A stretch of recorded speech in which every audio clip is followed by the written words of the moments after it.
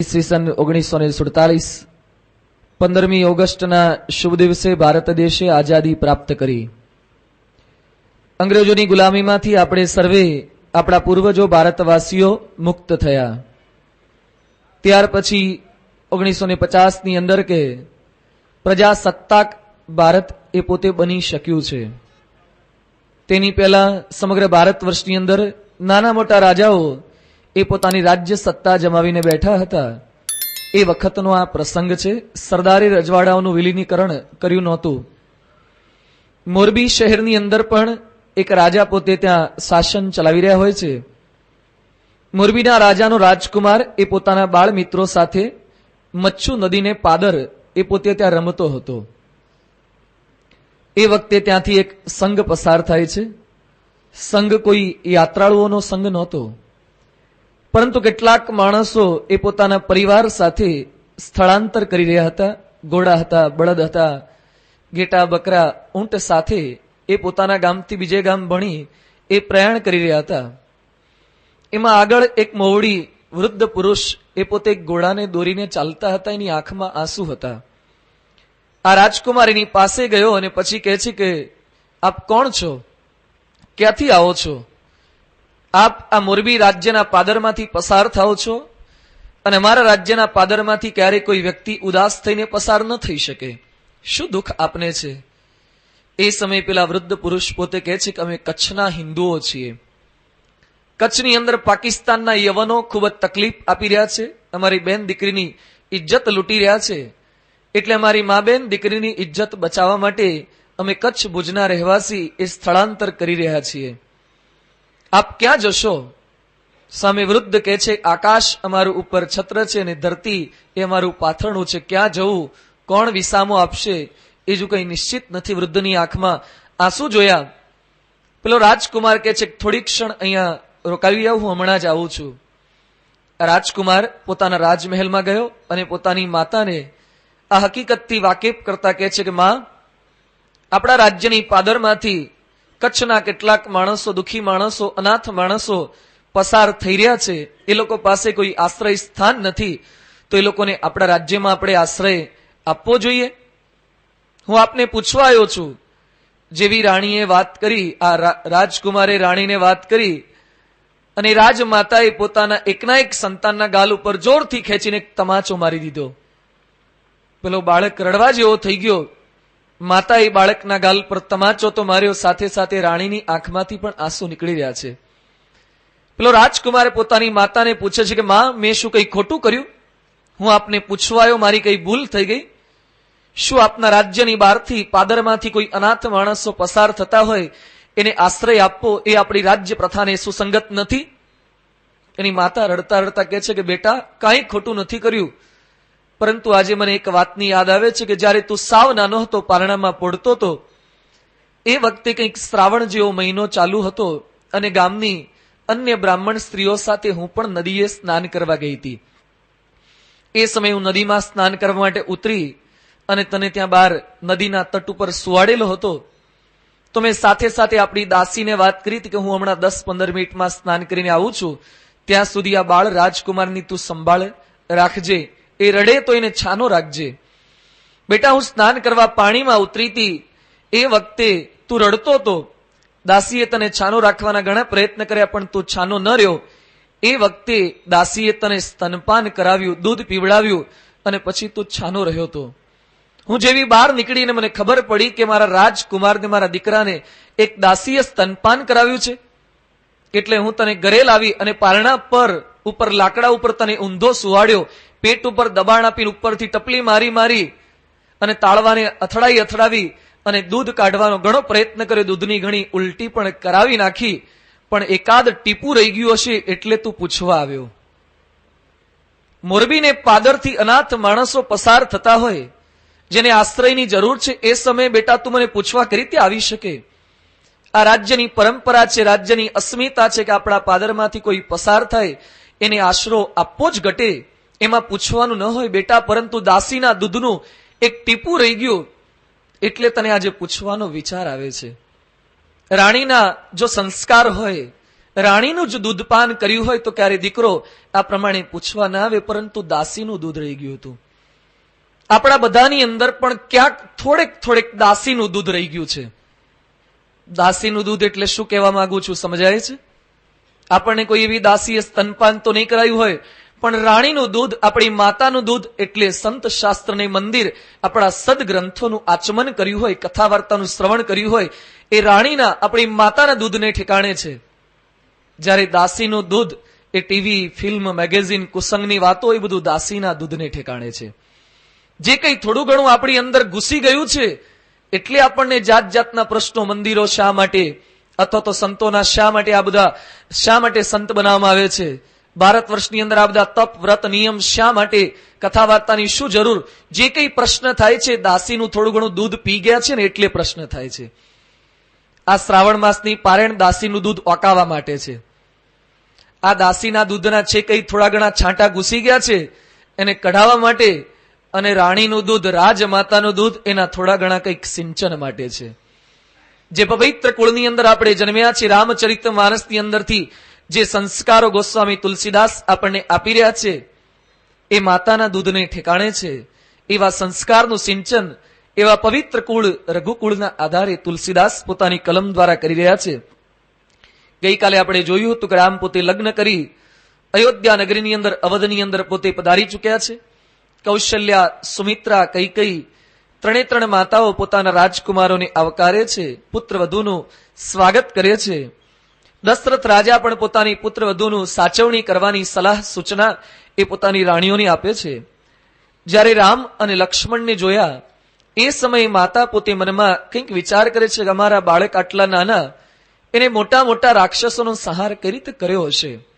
સાથે સાથે વિધાતાને, બ્રહ્માજીને પોતે પ્રાર્થના કરતા વિનંતી કરે છે, આજુ સુફલ જગ જન્મુ હમારા, દેખી તત બિદુ બદન તુમારા, જે દિન ગયે તુમ ही बिनु देखे, ते बीरंची जनी पार ही लेखे. हे વિધાતા, હે બ્રહ્મા, મારા દીકરા રામના દર્શન કર્યા વગરના જેટલા કઈ દિવસો પસાર થયા છે એ દિવસોને તમે અમારી આવરદામાંથી બાદ કરી આપજો. એટલી અમારી આવરદા તમે ગણતા નહીં. જે દિવસોમાં પરમાત્માના દર્શન ન થાય એ સાચી આવરદા ન કહેવાય. સાચી આવરદા કઈ છે? જે ભગવાનના દર્શન માટે વપરાય, જે ભગવાનના ભજન માટે, ભગવાનની ભક્તિ માટે વપરાય, એ જ સાચું આપણું આયુષ્ય છે. સંતો આપણને ઘણી વાર દ્રષ્ટાંત કહે છે કે પેલા વિપ્ર પોતાના ગામથી બીજે ગામ જતા હતા. કાઠિયાવાડનું દરબારોનું કંઈક ગામ હતું અને પાળિયા ઉપર આવરદા લખેલી જોઈ, કોઈકની 6 માસ, કોઈકની 1 વર્ષ, આટલી આવરદા જોઈને પાછા વળતા હતા. દરબારે કીધું, વિપ્ર શા માટે પાછા વળો છો? એ કે તમારા ગામમાં કોઈ 1 વર્ષથી વધારે જીવતું જ નથી, બધા કઈ રોગચાળાની અંદર મૃત્યુ પામી જાય છે. દરબારે વાત કરી, અમારા રાજ્યની અંદર કોઈક માણસ 80 વર્ષ જીવે એના પાળિયા ઉપર આવરદા નથી લખાતી, પરંતુ 80 વર્ષની અંદર ભગવાન અને સંત માટે કેટલો સમય વિતાવ્યો એના પાળિયા પર લખાય છે.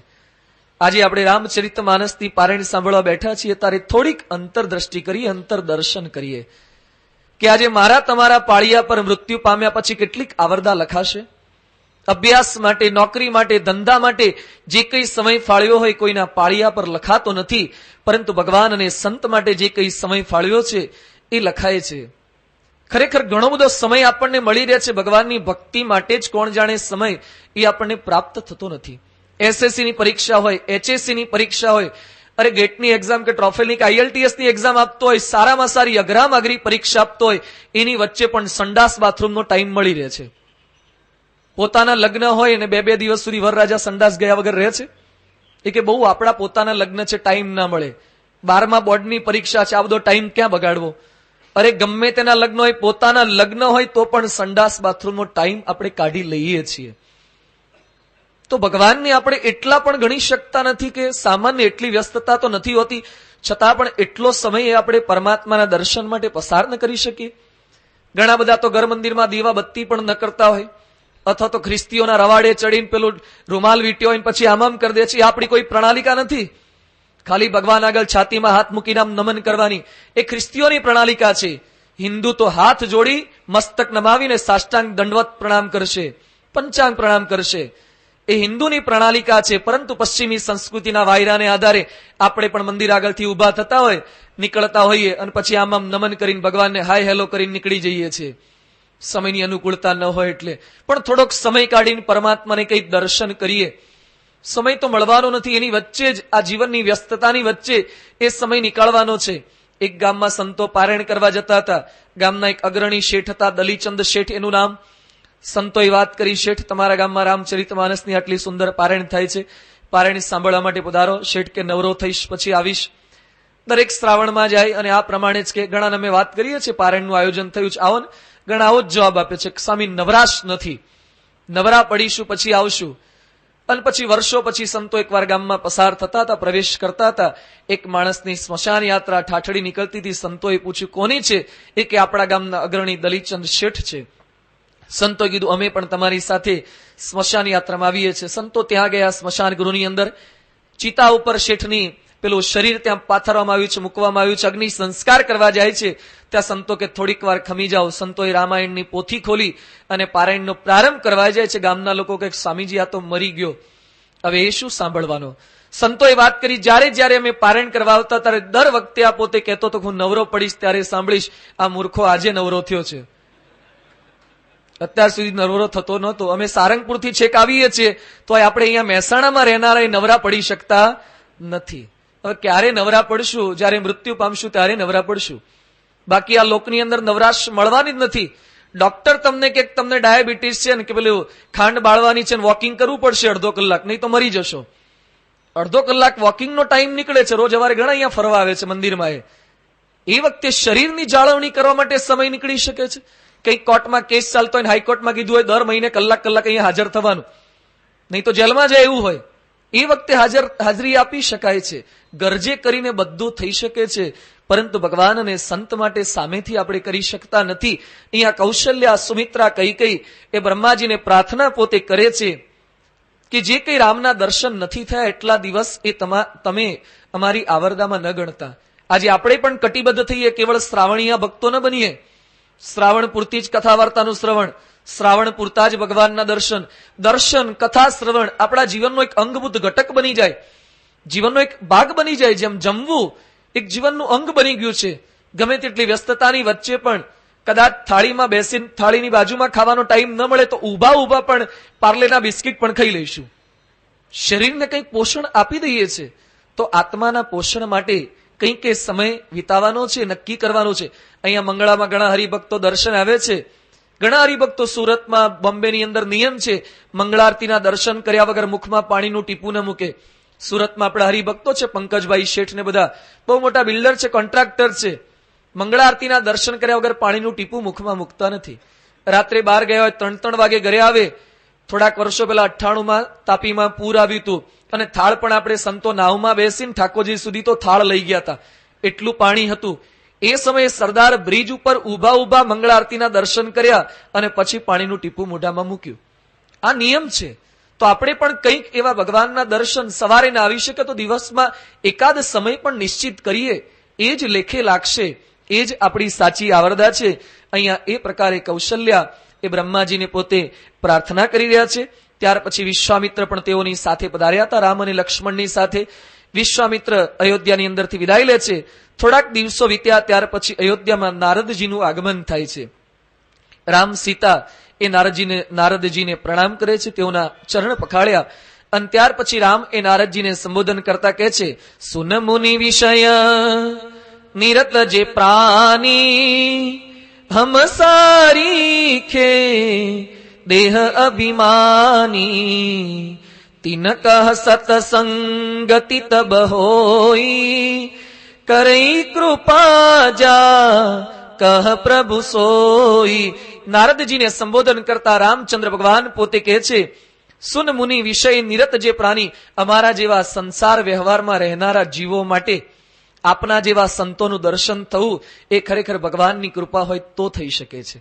રામચંદ્ર ભગવાન એ પણ સંતનો મહિમા સમજાવે છે કે આવા સંતના દર્શન એ ખરેખર પરમાત્માની કૃપા હોય તો થઈ શકે છે.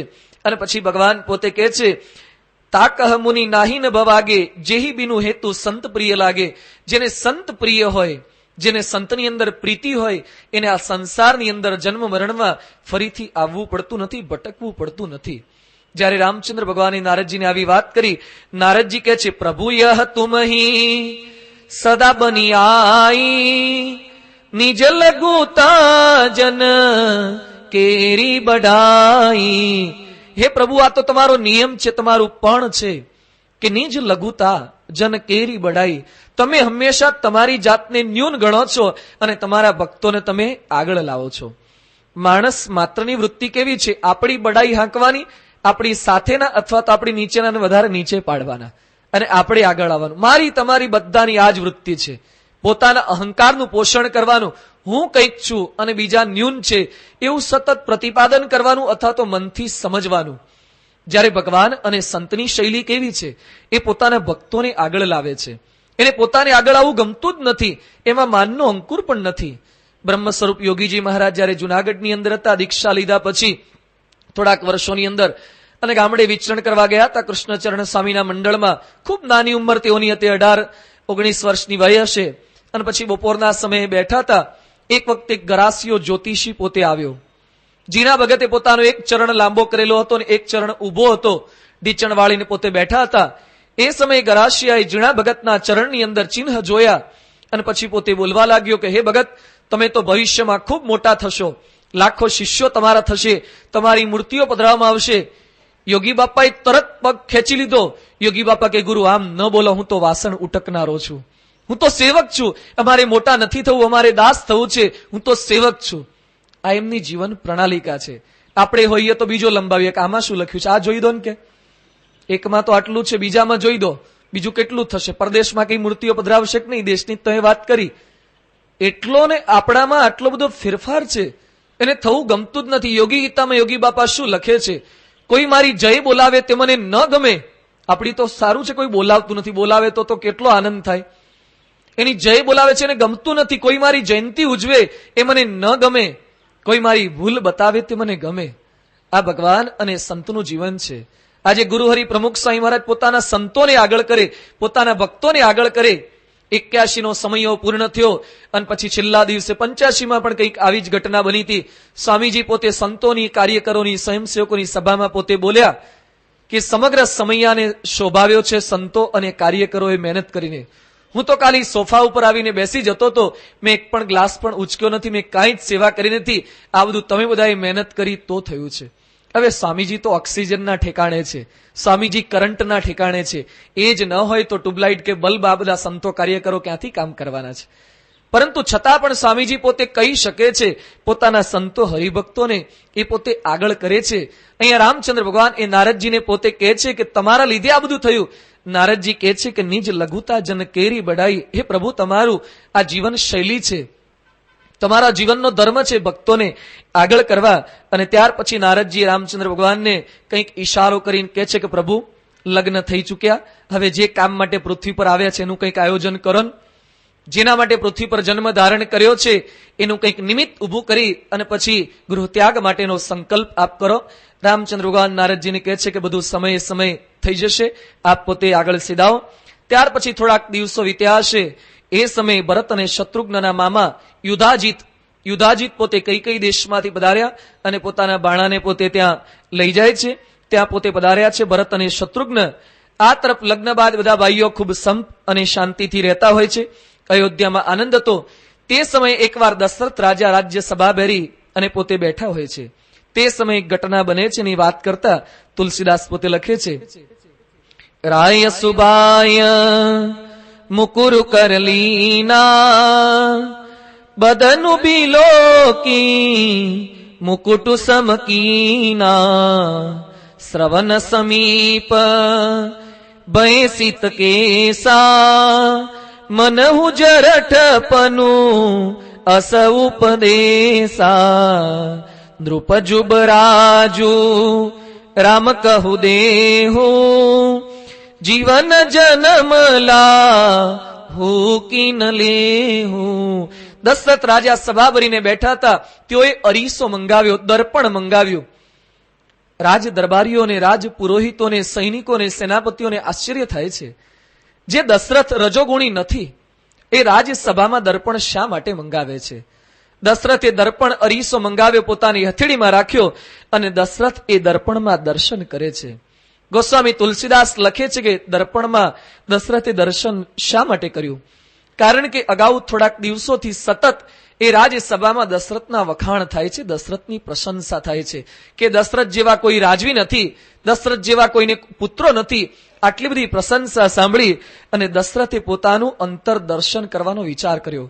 જ્યારે પણ લોકો આપણી પ્રશંસા કરે ત્યારે સતત અંતરદ્રષ્ટિ કરી લેવી કે લોકો આવું બોલે છે પણ આપણે કેવા છીએ.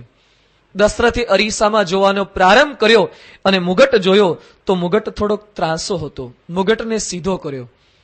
દશરથ વિચાર કરે છે કે રાજમુકટ એ અહંકારનું પ્રતીક નથી, પરંતુ રાજમુકુટ એ જવાબદારીનું પ્રતીક છે. આજે મંત્રીઓને જે કઈ મંત્રી પદ સોંપવામાં આવે છે, ધારાસભ્યોને, એ કઈ સત્તા મહત્તા માટે નહીં, પરંતુ કંઈક સારી લોક સેવા કરી શકે એના માટે એ જવાબદારીનું પ્રતીક એ મંત્રી પદ છે, નહીં કે પોતાની અહંકાર હાંકવા માટે. અહીંયા દશરથે પોતે દર્પણની અંદર રાજમુકટ જોયો, એ ત્રાસો થયેલો હતો, એ મુગટને તેઓએ સીધો કર્યો. દશરથ કહે છે, આટલી આંખો મને એક સાથે જોઈ રહી છે, પણ મારે મારી જાતને જોવાની છે. દશરથે પોતાની જાતને જોઈ અને પોતામાં સુધારો કર્યો. આ આખ્યાન જયારે સાંભળીએ ત્યારે ઘણા લોકો કહે છે કે દશરથના માથે મુગટ હતો, એ તો જોવે, આપણા માથે ક્યાં મુગટ છે? આપણે આ પ્રકારની અંતરદ્રષ્ટિ ક્યાં કરવાની? ગોસ્વામી તુલસીદાસ લખે છે કે મુગટ ત્રાસો થવો એટલે શું?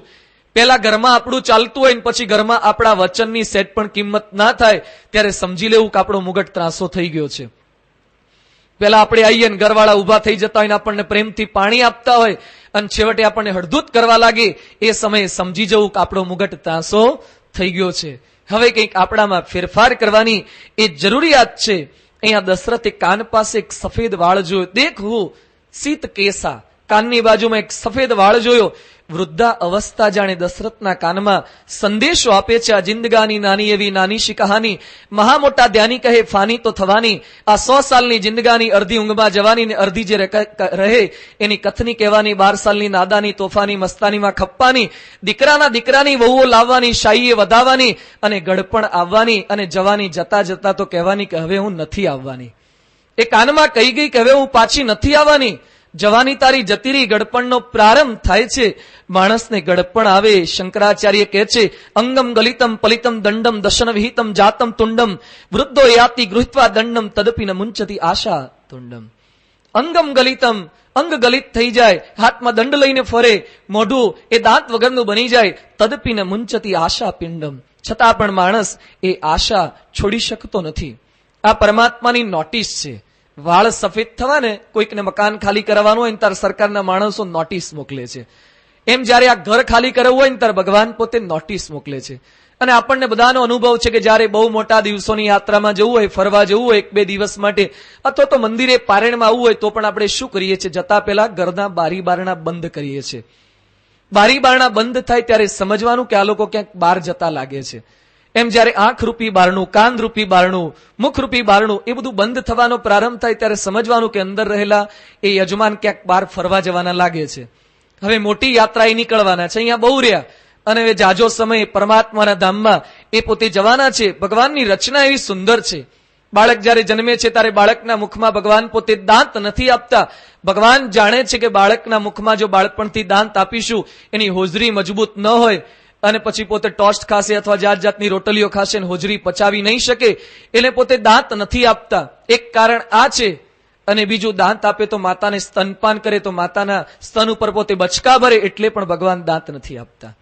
બાળક જેવો મોટો થાય ત્યાર પછી એને દુધિયા દાંત આવે, એ પડી જાય. કાયમી દાંત આવે, કાયમી દાંત વર્ષો સુધી રહે અને પછી સમય જતા એ દાંત પડી જાય. શા માટે ભગવાન આ પ્રકારની પ્રણાલિકા ચલાવે છે? ભગવાનના ત્યાં ઉપર માપની જ પેર છે. દાંતની માપના જ ગણેટલા જ દાંત છે કે આટલા જ દાંત છે ને આટલા માણસોને આપવાના, આટલાના પાછા લઈ લેવા. ભગવાન પાસે ઘણો સ્ટોક છે, છતાં પણ ભગવાન જાણે છે ગડપણમાં એના દાંત લઈ લેવા પડે, કારણ કે આખી જિંદગી જે ખાવાની ટેવ પડી હશે છેલ્લે સુધી પણ છોડશે નહીં. ગરડા માણસથી પણ હોજરીએ ઢીલી થઈ જાય એટલે છેલ્લેના દાંત લઈ લઈએ, પરંતુ આપણે તો ભગવાનને પણ ઉલ્લુ બનાવી એવા છીએ. ચોકઠા પહેરીને પણ પાવના ડટ્ટા તો ખાશે જ, શેરડીના હાંઠા ઉલાળશે જ. ભગવાનની ગોઠવણ છે એના દાંત લઈ લેવા, છેલ્લે પોચું કંઈક સામાન્ય ખાય, દાળ ભાત આદિ, ખીચડી આદિ, પરંતુ માણસ એ પોતે ભગવાનની નોટિસનો સ્વીકાર કરી શકતો નથી. કાને ઓછું સંભળાય. ભગવાન કહે છે હવે જગતની વાતો સાંભળવાની બંધ કરો, જે કઈ ભજન કીર્તન સ્મરણ કરો. પણ આ તો પેલા કાને સાંભળવાના મશીન મૂકીને ભારત ને પાકિસ્તાનની કોમેન્ટ્રીઓ સાંભળશે, મેચની કોમેન્ટ્રીઓ મશીન લગાઈને સાંભળશે.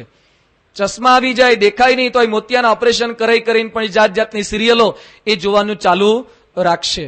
પગે ચાલી ના શકાય છતાં પણ આ લાકડીના ટેકે પણ પોતાના ભાઈબંધો દોસ્તારોને મળવાનું એ તો ચાલુ જ રાખશે. જાતના બગીચાઓમાં ફરવા જવાનું એ ચાલુ જ રાખશે. ભગવાન આ પ્રમાણે નોટિસ મોકલે છે. સફેદ વાળની પણ એક નોટિસ છે. આપણે કોઈના ઘરે જમવા ગયા હોય, પંગતમાં બેઠા હોય, ત્યાં પૂરી આવે, શાક આવે, જુદી જુદી વાનગીઓ આવે, ફૂલવડી આવે, ટોપરા પાક આવે, બધું આવે. 20-25 મિનિટ સુધી આપણે જમીએ અને છેલ્લે પછી ભાત આવે. ભાત આવ્યા પછી ફરીથી ફૂલવડી, ગોટા કે બધું ના મંગાય. એકવાર ભાત આવી ગયું એટલે નોટિસ આવી ગઈ, બસ હવે ઉભા થવાનું છે. એમ માથા પર ભાત ઉગી જાય ને પછી ના કરાય જાતના ધંધા. માથા ઉપર ધોળા વાળ એટલે ભાત આવી ગયા એટલે પછી ભગવાને આપણને કહી દીધું કે બસ હવે તૈયારી કરી દો. પરંતુ આ તો માણસો કાળા વાળ કરીને પણ પાછું ધંધા ચાલુ જ રાખે છે. પરંતુ કાળા વાળ કરો પણ કેવી દશા થાય છે. માણસો વાળ કાળા કરે, ઉપરના ડુંડા કાળા, નીચેના થળિયા ધોળા નીકળે છે. નહીં, ઉપરથી કાળા કરે ને પછી નીચેના ધોળા નીકળે. ઉગે એને કોણ પૂગે? જે ઉગે એને કોણ પોગી શકે? હવે કલરનું એક ડબલું પી જાય તો ખરેખર કંઈક થાય. કલરનું ડબલું પી જવા જેવું છે તો કંઈક અંદરથી જ ઇનબિલ્ટ કાળા બહાર નીકળે. પરંતુ માણસ જાતના વાળ કાળા કરવાનો પ્રયત્ન કરે. આમ કાળા પૈસાને ધોળા કરશે, બ્લેક મનીને વ્હાઇટ મની કરશે અને વ્હાઇટ હેરને પાછા બ્લેક હેર કરશે. માણસની જાતની આ પ્રકૃતિ છે પોતે છોડી શકતો નથી. ભગવાન આ પ્રમાણે નોટિસ આપે છે છતાં પણ પોતાનું જીવન પરિવર્તન કરી શકતો નથી. ભગવાન ધોળા વાળા પીને કહે છે કે અત્યાર સુધી બહુ કાળા કામ કર્યા, હવે ધોળા કામ કરવાનો પ્રારંભ કર. લીંબોડી પણ ખરતા પહેલા પોતાનો સ્વભાવ બદલી નાખે છે. કડવી લીંબોડી હોય ખરતા પહેલા મીઠી થઈ જાય છે. માણસ તું ખરતા પહેલા મીઠો તો બની જા, ભલે કડવા પટેલ હોઈએ, છેલ્લે તો મીઠા થઈ જઈએ. ભગવાન આપણને શીખવે છે કે કંઈક પરિવર્તન એ આવું કરી આપણા સ્વભાવની અંદર આપણને આ પ્રકારે નોટિસ આપે છે. પણ માણસને ગડપણ કોઈને ગમતું નથી. કાલે જોયું ને પેલું ગડપણનું સુંદર દ્રશ્ય. ગડપણ કોણે મોકલ્યું? કેશવ કેસ ऐसी કરી અરી કરીને કોઈ 60-65 વર્ષના બાબાને કોઈ દાદા કે એને ગમતું નથી. એ કે હું દાદા જેવો લાગુ છું. હવે 60-65 વર્ષે તમને દાદા ન કહેવા, દીકરા કહેવા, તમને કેવું છું? છતાં પણ માણસ પોતાની જાતને યુવાન જ માન્યા કરે છે. એને ગડપણ એ ગમતું નથી. દશરથે એક દોડો વાળ જોયો અને વિચાર કરી લીધો, અંતરદ્રષ્ટિ થઈ.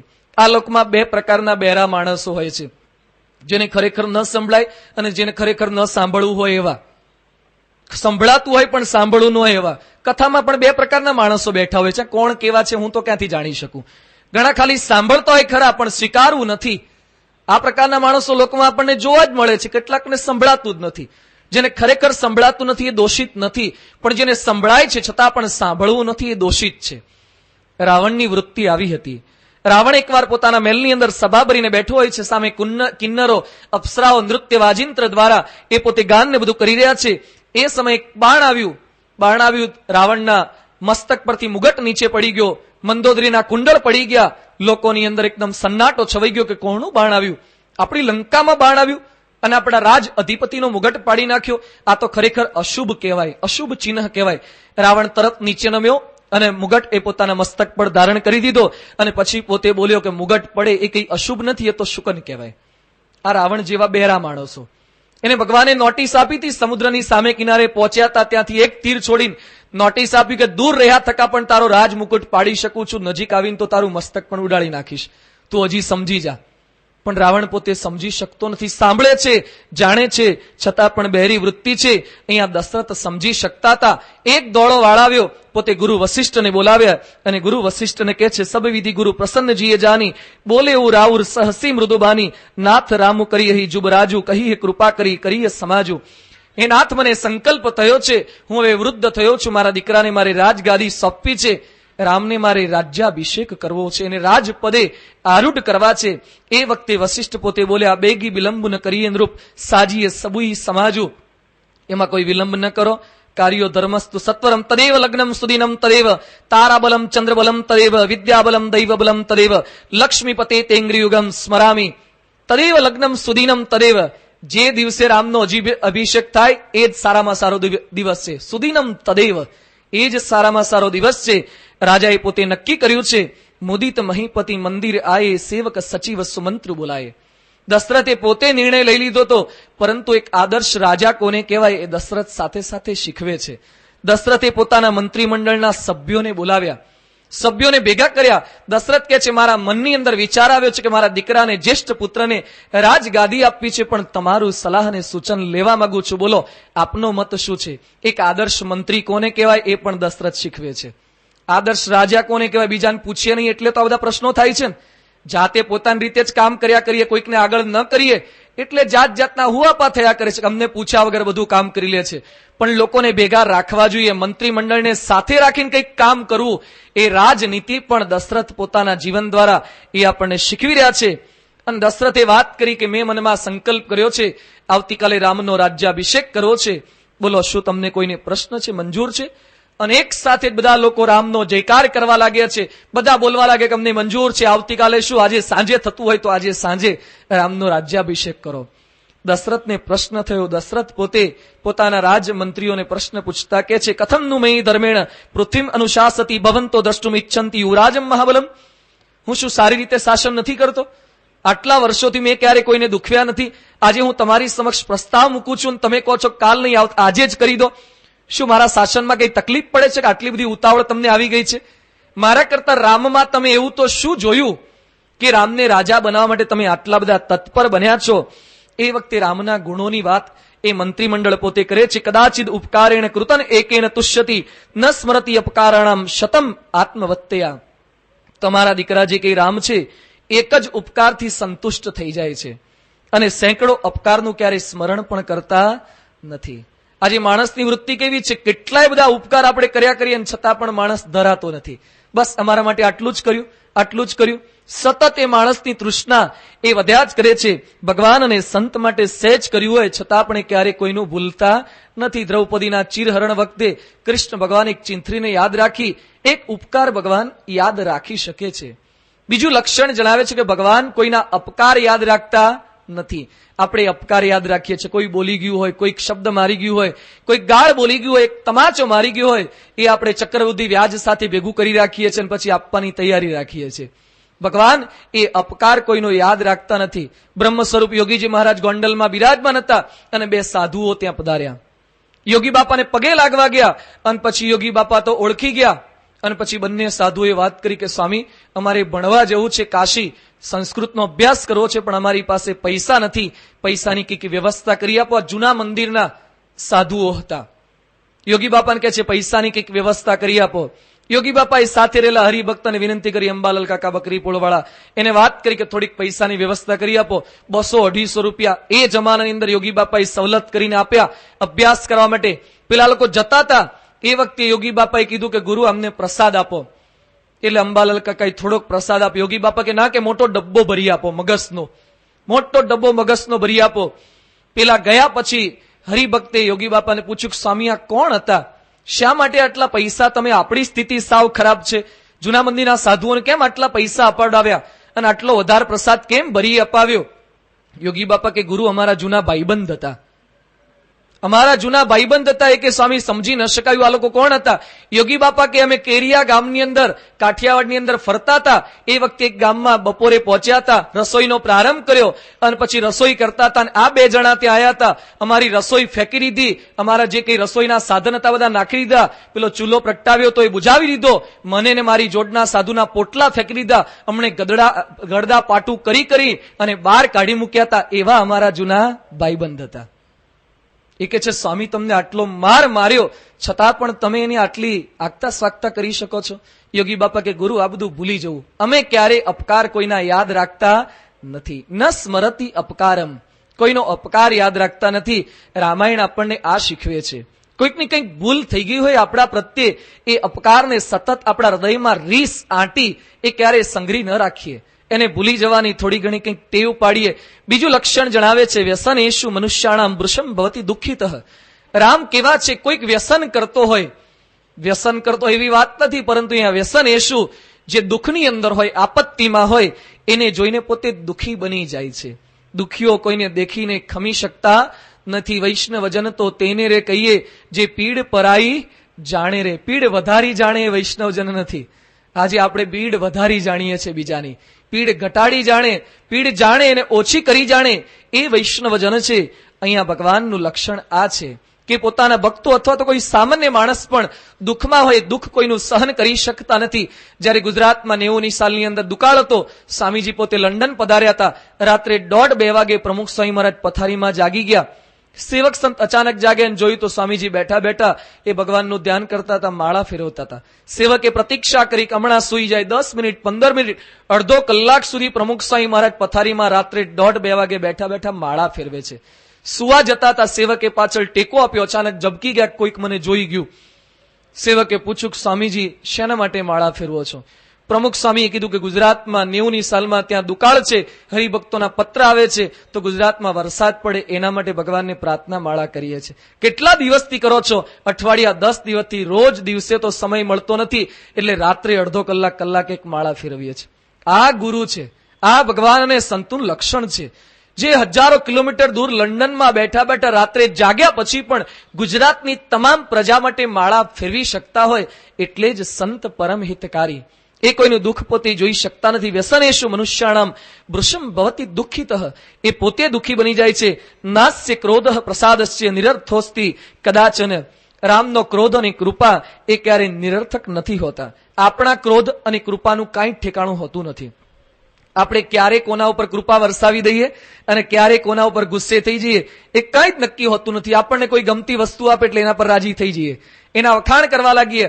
ભગવાન અને સંતનો રાજીપો પણ તરત થતો નથી, એનો કુરાજીપો પણ તરત થતો નથી. આપણે ગુસ્સે પણ તરત થઈ જઈએ. જેમ દુર્વાસાનું વિશેષણ હતું ને, સદ્ય ચુકોપહ, ઘડીએ ઘડીએ ગુસ્સે થઈ જાય. નહીં, ઘણી પેટ્રોલની ગાડીઓ પર પાછળ લખ્યું હાઈલી ઇનફ્લેમેબલ. તમારું વાહન 20 થી 40 ફૂટ દૂર રાખો, કારણ કે સહેજ અડશે તો સળગી જવાય. એમ ઘણા માણસો ફોસ્ફરસ જેવા હોય છે, દિવાસળીની પેલી હળી જેવા. આમ બહાર કાઢ્યા નથી, સહેજ અથડાયા નથી, હળગ્યા નથી. એને કઈ પૂછાય પણ નહીં. એકવાર દરબાર પોતાના ખોળાની અંદર એક છોકરાને લઈને રમાડતા હતા. પેલા પટેલ બહારથી પસાર થતા હતા.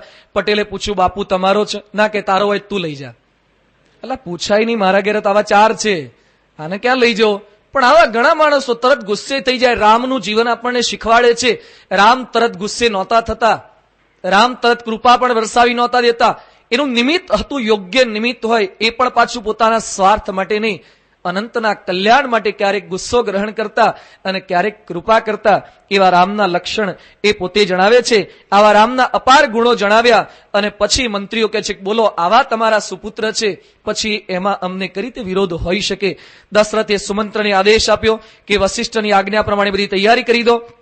વશિષ્ઠ મુનિની આજ્ઞા પ્રમાણે તીર્થોના જળ લાવ્યા, ઔષધિ લાવ્યા, મૂળ, ફલ, પાન, ચામર, મૃગચર્મ, મણીઓ, રત્નો, રેશમી વસ્ત્રો, એ બધી સામગ્રી રાજ્યાભિષેક માટે જે કંઈ જોઈએ એ બધી ભેગી કરવામાં આવી છે. નગરની અંદર મંડપોની રચના થવા લાગી છે. આંબા, સોપારી, કેળની ડાળીઓ એ બધી મંડપોની બાજુમાં એ રોપવામાં આવી છે. મણીઓના ચોક એ તૈયાર કરવામાં આવ્યા છે. બજારો શણગાર્યા. ધજા પતાકાના તોરણ એ સમગ્ર અયોધ્યા નગરીની અંદર લાગી ગયા છે. અયોધ્યામાં બધે જ આનંદ છે. રામ અને સીતાને પણ શુકન થવા લાગ્યા છે, આંખ ફરકવા લાગી છે. એ વખતે સીતા કહે છે, મને પણ શુકન થાય છે. રામ કે મને શુકન થાય છે. આ શાના શુકન છે? એ વખતે રામ પોતે બોલે છે કે ઘણા સમયથી આપણો ભાઈ ભરત એ પોતાના મોસાળમાં ગયો છે, એટલે ભરત આવશે એના શુકન છે. રામને ભરત પ્રત્યે કેટલી પ્રીતિ હતી એ રામના ચરિત્ર દ્વારા આપણને જાણવા મળે છે. દશરથ આ સમાચાર આપવા માટે વશિષ્ઠ અને રામ પાસે મોકલે છે. વશિષ્ઠ પોતે ત્યાં પધાર્યા. રામે ગુરુજીને પ્રણામ કર્યા, અર્ઘ્ય આપ્યું, પૂજા કરી, ચરણ સ્પર્શ કર્યા અને પછી રામ વિનંતી કરતા પોતે કહે છે કે સેવકના ઘરે ગુરુનું આગમન થાય એ તો મારું સૌભાગ્ય કહેવાય, પણ સાથે સાથે દુઃખ પણ કહેવાય. સેવકના ઘરે ગુરુને આવવું શા માટે પડે? આપે મને કીધું હોય, કોકના દ્વારા સંદેશો આપી દીધો તો હું જાતે આપની પાસે આવેત. આ સાચા શિષ્યનું લક્ષણ પણ રામ પોતાના જીવન દ્વારા આપણને બતાવી રહ્યા છે. અને પછી વશિષ્ઠે વાત કરી કે આવતીકાલે રાજાએ નક્કી કર્યું છે કે આપને રાજપદે આરૂઢ કરવાના છે. જેવી આ વાત સાંભળી અને રામના મુખ પર ઉદાસીનતા છવાઈ ગઈ. રામ પોતે મૌન થઈ ગયા. અને પછી રામ જે બોલે છે એ વાત ખરેખર દરેક વ્યક્તિ, આપણે જેટલા કઈ શ્રોતાઓ અહીંયા બેઠા છે એમાં દરેક વ્યક્તિ યાદ રાખવા જેવી છે, ઘરે જઈને લખવા જેવી છે. કેવળ લખવા જેવી નહીં, હૃદય પર કોતરી રાખવા જેવી વાત એ રામ વશિષ્ઠ મુનિને સમજાવે છે.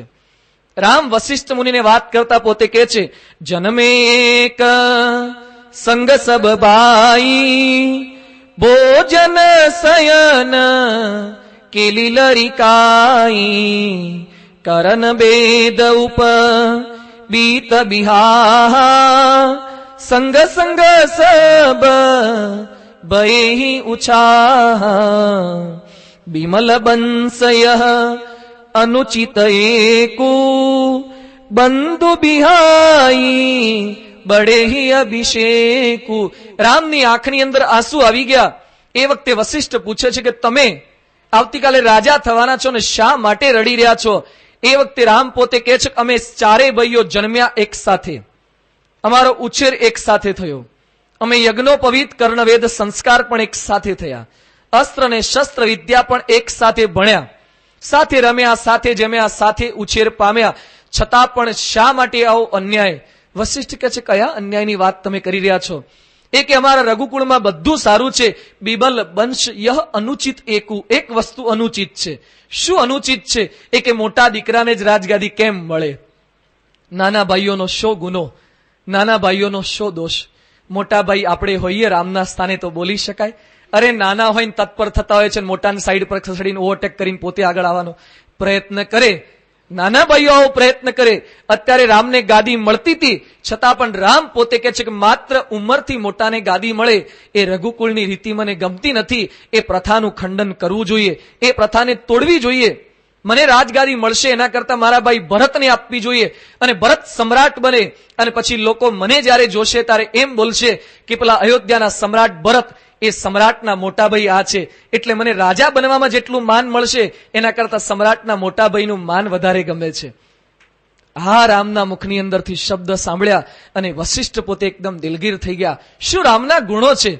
સુખની અંદર પોતાના ભાઈના, પોતાના પરિવારના સભ્યોને યાદ કરવાના.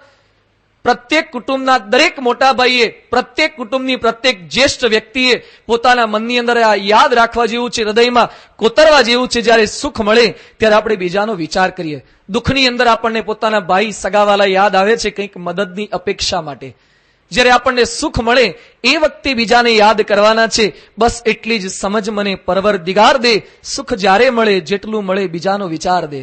સુખ જ્યારે મળે જેટલું મળે એ સમયે બીજાનો વિચાર કરી શકું. માણસની સ્વાર્થી વૃત્તિ છે, એ દુઃખમાં બીજાને યાદ કરી શકે છે, સુખમાં યાદ નથી કરતો. જો નાના બાળકો પોતે કંઈક ખાતા હોય ને ફળ ફળાદી, એના મમ્મી પપ્પાએ આપ્યું હોય, ચોકલેટ આપી હોય, અને પછી જોવે કે દૂરથી પોતાનો મિત્ર કે પોતાનો કોઈક બાળ ગોઠિયો આવી રહ્યો છે, એને ભાગ આપવો ના પડે એટલે તરત સફરજનને બચકું ભરી લેશે. શું કરશે? બચકું ભરી લેશે અને એઠું કરી દેશે. આવું આપણે પણ ઘણી વાર કરીએ છીએ. આપણા હાથમાં સામાન્ય ક્લિમકાની થમ્સઅપની બોટલ આવી ગઈ અને ખબર પડે કે દૂરથી પેલા સત્સંગી આવી રહ્યા છે, મિત્ર આવી રહ્યા છે, અને તરત પેલો સરબતનો ગ્લાસ મોઢે માંડશે. કે સેજ મોઢા પડે, હમણાં જ મોઢે અડાડી દીધું. મોઢે નહોતું અડાડવાનું પણ જાણી જોઈને અડાડ્યું, કાઈને ભાગ પડાવશે. એટલે આપણે તરત એઠું કરી નાખીએ છીએ. કોઈને આપવું ના પડે એટલે, કોઈને ભાગ આપવો ના પડે એટલે તરત આપણે એને કરી નાખીએ છીએ. સુખની અંદર આપણે બીજાનો વિચાર કરી શકતા નથી. પંગતની અંદર જમવા બેઠા હોય, પેલો પીરસનારો લઈને નીકળ્યો હોય મગસના લાડુ, અને એ વખતે આપણે બેઠા હોય ને આપણી બાજુમાં જો 4-5 જણા બેઠા હોય, અને પેલા ત્રાસકની અંદર, પેલી પરાઈની અંદર 2 કે 3 લાડુ હોય, અને એ વખતે જેટલા જોઈએ એટલા મળતા હોય, તરત આપણે બંને લઈ લઈએ. એ વખતે આપણને બીજાનો વિચાર જ નથી. હજુ પાછળ 3-4 જણા બેઠા છે, આપણે બીજાનો વિચાર કરી શકતા નથી. સુખ જ્યારે મળે જેટલું મળે એમાં બીજાનો વિચાર દેજે. ગમતું મળે તો લ્યા ગુંજે ન ભરીએ, ગમતાનો કરીએ ગુલાલ. જે કંઈ આપણને પ્રાપ્ત થાય ગમતાનો ગુલાલ કરીએ, આપણા સાથીઓની અંદર એ બાટી શકીએ. રામના જીવનમાં જોવા મળે છે. આજે અનિલ અને મુકેશ વચ્ચેના ઝઘડા શા માટે છે? એના ઘરે સાયકલ કે બાઇક નહીં હોય એટલે ઝઘડ્યા છે બે ભાઈઓ. પેલાને અધિક મળે, પેલો મારા કરતા આગળ નીકળી જાય. જ્યારે રામાયણ આપણને આ ભાવના શીખવે છે. આજે ભાગલા પડ્યા પછી પણ મનની અંદર કંઈક પ્રશ્ન કે પેલાને ટેલિકોમ્યુનિકેશન મળ્યું, મને તો રિફાઇનરી મળી, અને પેલાને ઓછું મળ્યું, પેલાને વધારે મળી ગયું. સતત ઝઘડા આના છે નાના મોટા ભાઈઓની વચ્ચે, પરિવારોની વચ્ચે.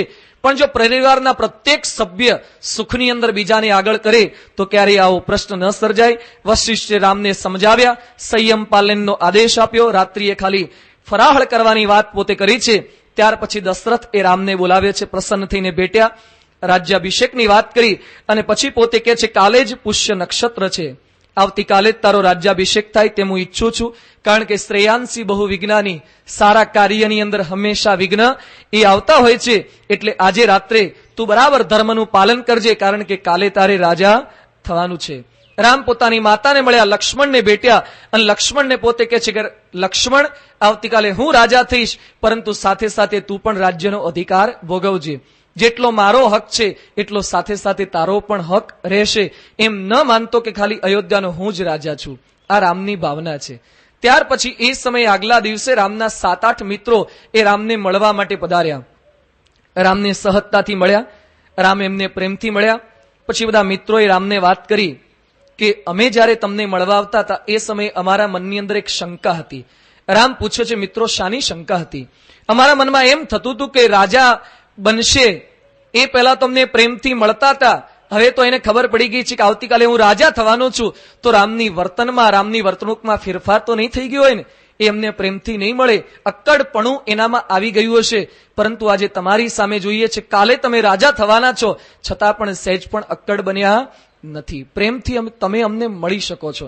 આ ભગવાન અને સંતના ગુણ છે.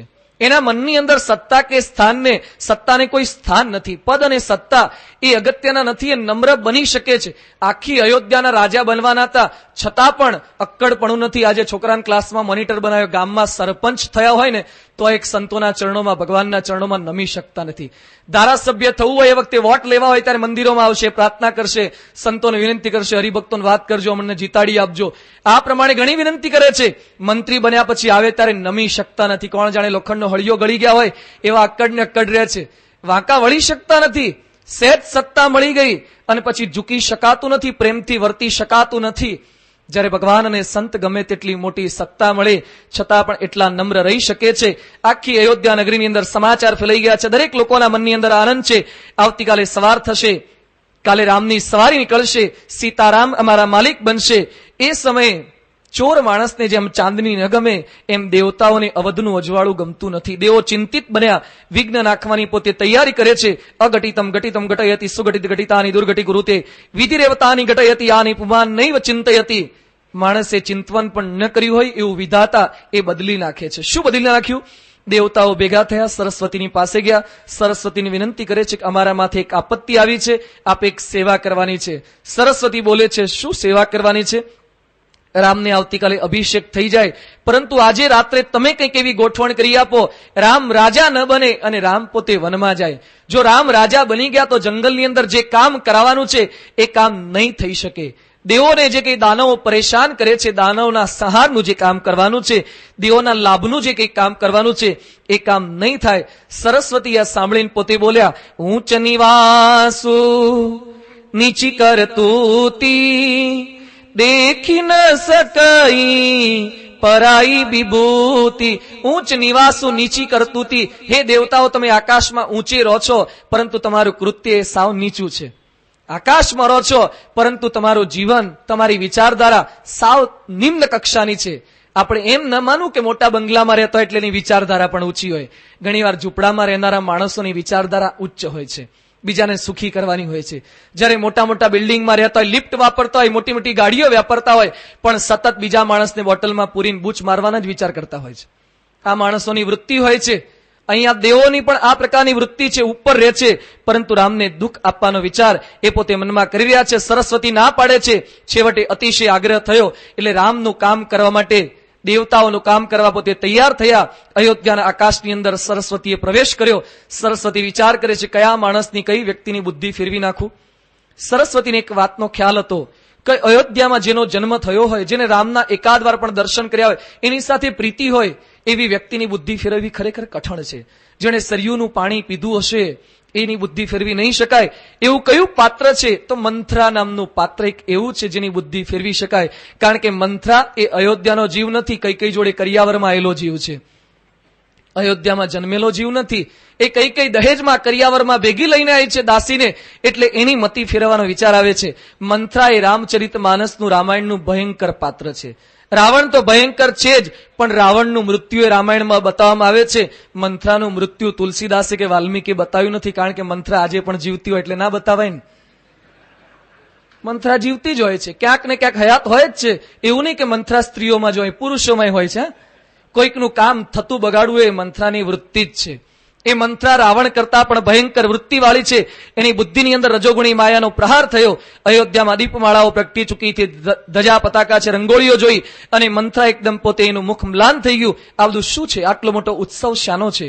એ વખતે કૌશલ્યાની 2-3 દાસીઓ એ મંથરાને કહે છે, અરે મંથરી, તું જાણતી નથી? તું જા કૌશલ્યા માતા પાસે અને ખાલી એક વાક્ય બોલજે કે માતાજી રાજમાતા આપને બધાઈ હો, અને તરત તને સુવર્ણની માળા આપી દેશે.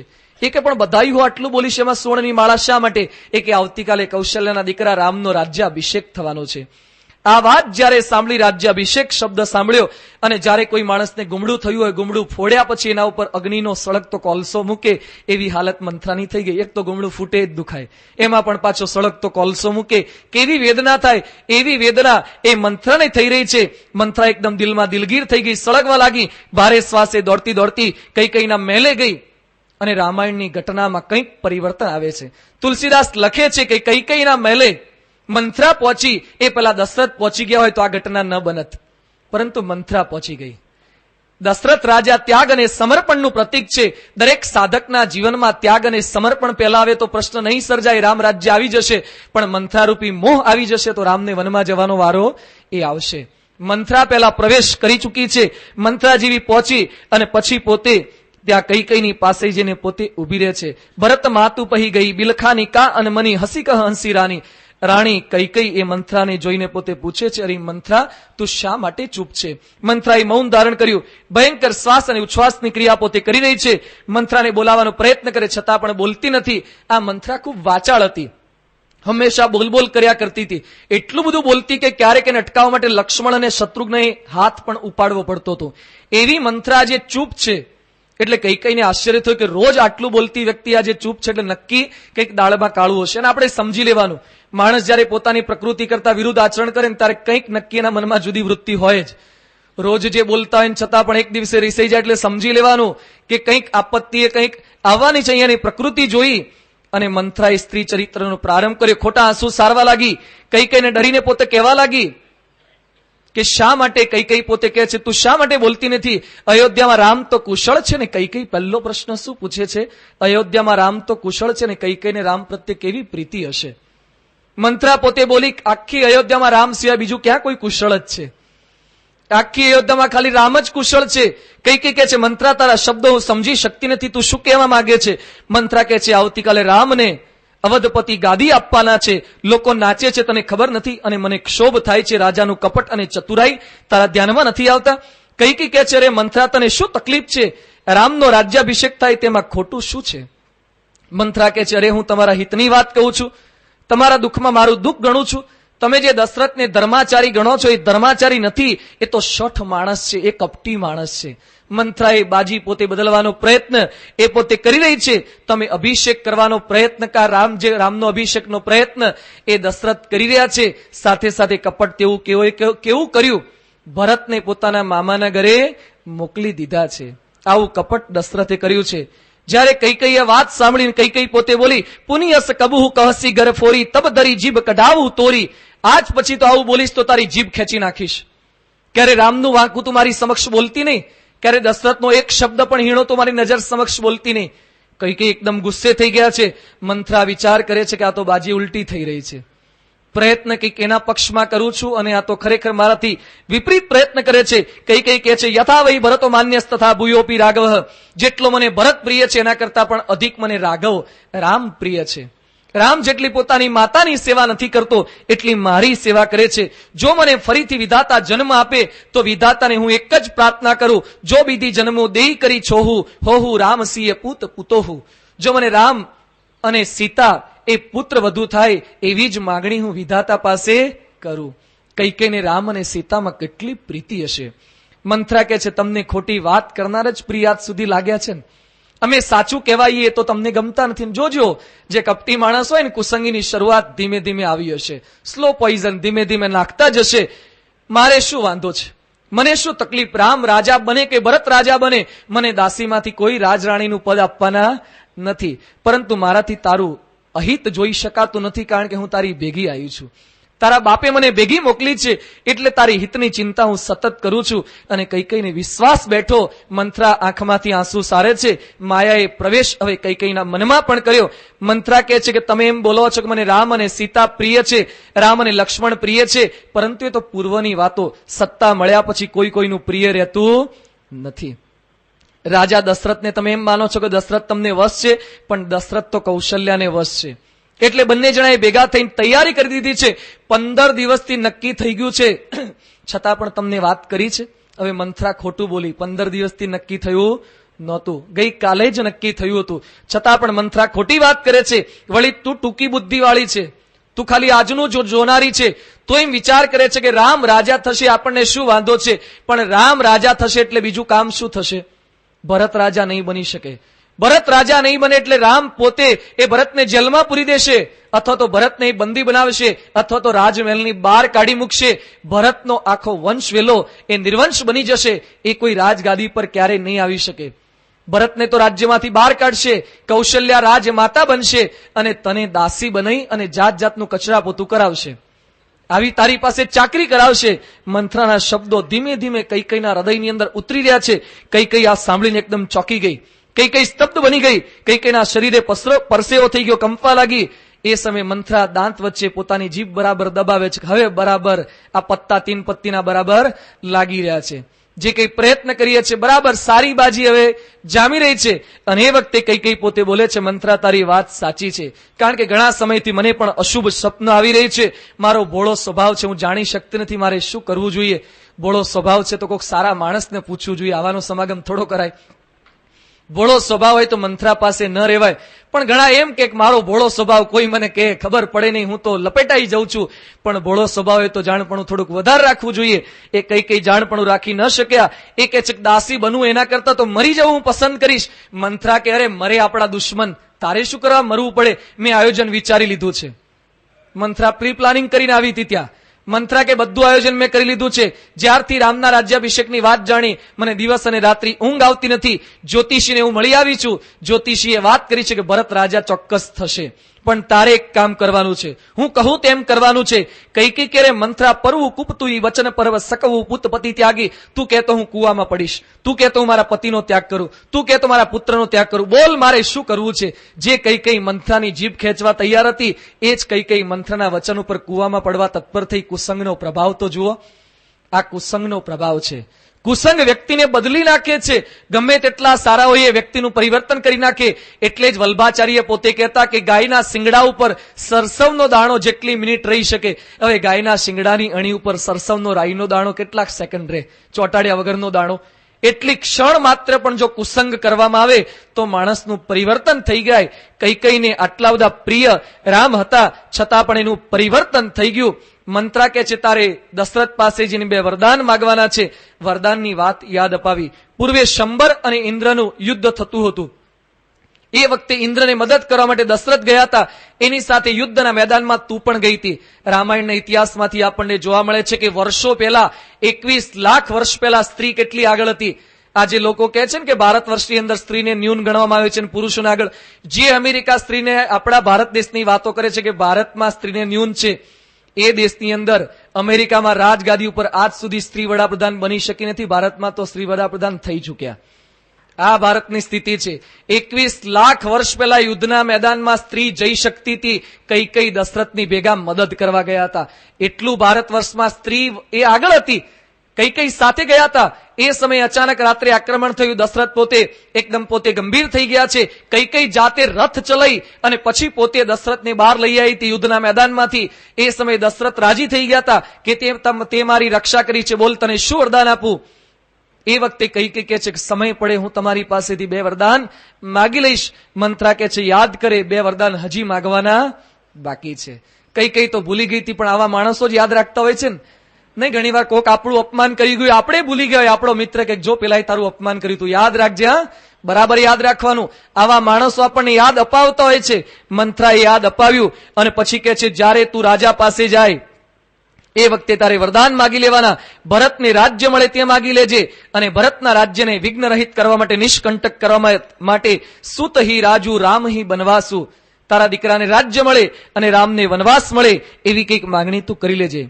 પણ એ યાદ રાખજે, વરદાન માગવા જાય એ વખતે બરાબર તારે રોલ કરવો પડશે. કારણ કે દશરથ ખૂબ હોશિયાર છે. એને વશમાં લેવા માટે તારે ખરેખર વિદ્યા શીખવી પડશે. તું રિસાઈ જજે. રિસાઈ ગયા પછી રાજા મનાવવાના પ્રયત્ન કરે છતાં પણ તું લોભાતી નહીં.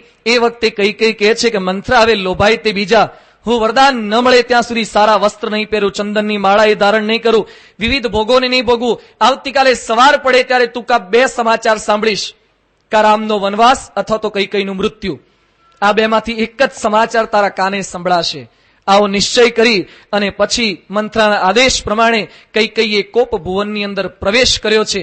રાજાઓના મહેલની અંદર પહેલા સુવિધા હતી, જાત જાતના ઓરડા હોય, અંતઃપુર હોય, દીવાને ખાસ હોય, દીવાને આમ હોય, ડ્રેસિંગ રૂમ જુદો હોય, બેડરૂમ જુદા હોય. આજે મોટા માણસોના ઘરની અંદર હોય, આપણે તો સામાન્ય હોય તો ઓલ ઇન વન, એક રૂમમાં જ બધું આવી જાય. પરંતુ આ માણસોના ઘરની અંદર આ પ્રમાણે જાત જાતના કક્ષ હતા. રાજાઓને એક કક્ષ આવતો તો કોપ ભુવન. કોપ એટલે ગુસ્સો, ગુસ્સો કરવાનો રૂમ. ગુસ્સો કરવાનો પણ ભુવન બનાવવું પડતું હતું. જેને ગુસ્સે થવું હોય જ્યાં ત્યાં ગુસ્સે નહીં થવાનું, એ ઓરડામાં જઈને ગુસ્સે થઈ જવાનું. ઘણી વાર છોકરાઓ ગુસ્સે થાય, કઈ પલંગ નીચે અથવા તો જગ્યા ફિક્સ હોય એની છોકરાની, કંઈક ઘરના ખૂણામાં ક્યાંક ઘૂસી જવાનું. એટલે રાજાને ખબર પડી જાય કે રાણી કોપ ભુવનમાં ગુસ્સે થયા છે, કોપ ભુવનમાં પ્રવેશ કર્યો છે એટલે ગુસ્સે ચોક્કસ થયા છે. આપણા ઘરમાં કોપ ભુવન ન હોય અને તો આપણે ખબર કરી રીતે પડે ગુસ્સે થયા છે. થાળીઓ પછડે, કુકરની સીટીઓ તૂટી જાય, કંઈક આવું બધું થાય ત્યારે સમજી લેવાનું કે કંઈક ગુસ્સે થયા લાગે છે, જોર જોરથી અવાજ આવવા લાગે. અહીંયા રાણી પોતે કોપ ભુવનમાં પ્રવેશ કરી લે છે. રાજા પ્રવેશ કરે છે. રાજાએ મંથરાને પૂછ્યું કે કઈ કઈ ક્યાં ગયા? મંથરા દશરથનું સ્વાગત કરે છે. રાણી ક્યાં છે? એવા પ્રશ્નના ઉત્તરમાં એ મંથરા કહે છે, સવારથી રાણીબા ગુસ્સામાં છે, કોઈની સાથે કંઈ બોલતા નથી, કોપ ભુવનમાં સૂતા છે. હું ઘણીવાર મનાવા ગઈ છતાં પણ મારી એક પણ વાત તેઓ માનતા નથી, જમ્યા નથી. સારું થયું આપ આવી ગયા, આપ હવે કોપ ભુવનમાં જાઓ. દશરથે જેવો કોપ ભુવન શબ્દ સાંભળ્યો અને દશરથ પોતે ધ્રુજી ગયા. દશરથ એકદમ ગભરાઈ ગયા. દશરથ માણી લખે છે, કોપ ભુવન સુની શકે છે રાવું, ભય બસ અગહુ પરહી ન પાવું, સુરપતિ બસી બહુ બલ જાકે, નરપતિ સકહ રહી સબ તાકે. આ દશરથ કેવા બળવાન હતા. જ્યારે દેવો દાનવોનું યુદ્ધ થતું એ વખતે દેવોના પક્ષે મદદ કરવા આ દશરથ જતા. જે દશરથના ચરણોમાં રાજાઓ હંમેશા એ શીશ ઝુકાવતા, એવા દશરથ રાજા એ પોતાની પત્ની કોપ ભુવનમાં ઘૂસ્યા છે આટલું જાણી એકદમ ગભરાઈ ગયા. બહાર બધે શાસન કરી શકાય પણ ઘરમાં શાસન કરવું ખૂબ કઠણ છે. તો મારા કરતા તમને બધાને વધારે ખબર હોય, બધાનો અનુભવ છે. અહીંયા કામનો પ્રભાવ તુલસીદાસ જણાવી રહ્યા છે. કામનો પ્રભાવ કેવો છે? દશરથ કામ વેશની અંદર પોતે આવી ગયા છે. બધે ચાલી શકે પરંતુ પત્ની આગળ તેઓનું ચાલી શકતું નથી. એક ગામની અંદર પટેલ પોતાની પત્નીને ખખડાવતા હતા અને એ વખતે પત્ની પોતે બોલ્યા, જોજો આજ પછી ખખડાવાના નહીં, દિલ્હીમાં અમારું રાજ્ય ચાલે છે. એ વખતે ઇન્દિરા દિલ્હીમાં બેઠા હતા.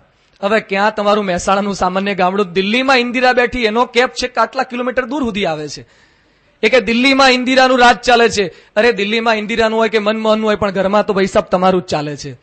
દિલ્હીમાં તો ગમે તેનું હોય. આ પ્રકારે વર્તાવ એ ઘરની અંદર આપણને જોવા મળે છે. એ પ્રભાવ એટલે તો પરમહંસોએ પદમાં લખ્યું છે, નારી આગળ નિર્લજ થઈને બીતો બીતો બોલે, હડક લાવે હસી બોલાવે, કરે તરણને તોલે રે. નારી આગળ નિર્લજ થઈને બીતો બીતો બોલે, નારી આગળ પગે પડે છે, જાત જાતની પ્રાર્થના કરે છે. આમ ગુસ્સે થઈને મોટી મોટી વાતો થઈ શકે. કથાકારો પોતે વાત કરે છે, એક ભાઈ પોતે ઘરે પધાર્યા અને પછી જોરથી આદેશ આપે છે, એ ગરમ પાણી મૂકો છો કે નહીં? જોરથી નહીં, ઘણા બધા તમે પણ આદેશ આપતા હશો કે ગરમ પાણી મૂકો છો કે નહીં. અને ઘરવાળા બધા એના કરતા પણ પાવરફુલ હતા, એ પોતે જ ગરમ હતા ઘરવાળા જ. એટલે કે છે શું છે નહીં મૂકીએ તો? એ કે નહીં મૂકો કઈ નહીં, આ તો મને જાતે મૂકવાની ખબર પડે. હા તો તમારે ના મૂકવું મને મૂકવું કે નહીં મને ખબર પડે. ત્યાં બોલી શકાતું નથી, ત્યાં બધું નમતું જોખી દેવું પડે છે. આમ મોટી મોટી વાતો થઈ જાય. એકવાર એક રાજાએ પોતાના રાજ્યની અંદર બધા મંત્રીઓને અને રાજ્યની તમામ પ્રજાને ભેગી કરી, કારણ કે રાજા છે ને રાણીને વશ હતા. રાજાનું રાણી આગળ કઈ ચાલતું નતું. રાજાએ શોધ સંશોધન કર્યું કે મારું તો નથી ચાલતું પણ રાજ્યમાં બીજા કોઈ મર્દ પુરુષ છે જ નહીં, આપણે તપાસ કરીએ. એટલે રાજ્યના તમામ માણસોને ભેગા કર્યા, એક બાજુ ઉભા રાખ્યા છે અને પછી કીધું આમાંથી જેટલા મર્દ હોય ને એ મર્દ આ બાજુ આવી જાય. મર્દ હોય ત્યાં ઉભા રહે અને બાકીના તમામ માણસો જે પોતાની સ્ત્રીનું કયું કરતા હોય એ બધા આ બાજુ આવી જાય. એક આવ્યો, બીજો આવ્યો, ત્રીજો આવ્યો, મોટા ભાગના માણસો બધા આ બાજુ આવી ગયા. રાજા કારું બધું ખાલી થઈ જશે શું કે? આ તો બધા આપણા જેવા જ છે. અને મોટા ભાગના આ બાજુ આવી ગયા. એક જ માણસ ત્યાં વધ્યો. રાજા કે વાહ, આખા રાજ્યમાં એકાદો મર્દ તો મળ્યો. એકાદો મર્દ તો બચ્યો છે. રાજા એની પાસે કે હાર પહેરાયો, શાબાશી આપી. વાહ કે મારા રાજ્યમાં એક જ મર્દ બચ્યો કે બધા આ બાજુ આવી ગયા. પોતાની સ્ત્રીને વશ વર્તે છે એટલે તું જ તારી સ્ત્રીના કહેવામાં નથી એટલે જ તું આ બાજુ ઉભો રહી શક્યો છે. એ કે ભાઈ સાહેબ એવું નથી, મારી ઘરવાળીએ કીધું છે ક્યારે ટોળામાં ભળતો નહીં. મારી ઘરવાળાની આજ્ઞાનું પાલન કરું. એને કીધું ટોળામાં ભળવાનું નહીં, જ્યાં ત્યાં એકનો એક હોય તો તું ઉભો રહેજે. એટલે રાજા કે હારું બધા કોઈ આમાંથી નીકળી શકે એવું નથી. દશરથની પણ આવી સ્થિતિ થઈ ચૂકી છે. પોતે ત્યાં પધારે છે, એકદમ ગભરાઈ ગયા છે. ચિંતકો લખે છે કે જે ઘરની અંદર દશરથમાં કામ હોય, મંથરામાં લોભ હોય, કૈકેયીમાં ક્રોધ હોય, એ ઘરની અંદર રામ ક્યારે રહી શકતા નથી. જ્યાં કામ, ક્રોધ, લોભ હોય ત્યાં રામ ક્યારે ટકી ન શકે. દશરથે ગભરાતા ગભરાતા કોપભુવનમાં પ્રવેશ કર્યો છે. આજે થોડોક સમય વધારે લઈ અને આપણે એ દશરથ અને કૈકેયીનો જે સંવાદ એને પૂર્ણ કરીશું. દશરથ ગભરાતા ગભરાતા કોપભુવનમાં પ્રવેશ કરે છે. કૈકેયી પોતે જમીન ઉપર સૂતા હતા. કૈકેયીએ જૂના ને ફાટેલા વસ્ત્રો ધારણ કર્યા હતા. કૈકેયીના શરીર ઉપર કોઈ શણગાર નથી, એક પણ ઘરેણું નથી. મહેલમાં અંધકાર છે. દશરથ રાજા એની બાજુ પર પધાર્યા. કૈકેયીને પોતે ઢંઢોળે છે, કૈકેયીને હાથથી સ્પર્શ કરે છે અને પછી પોતે બોલે છે, પ્રાણ પ્રિયા કેહી હેતુ રીસાની.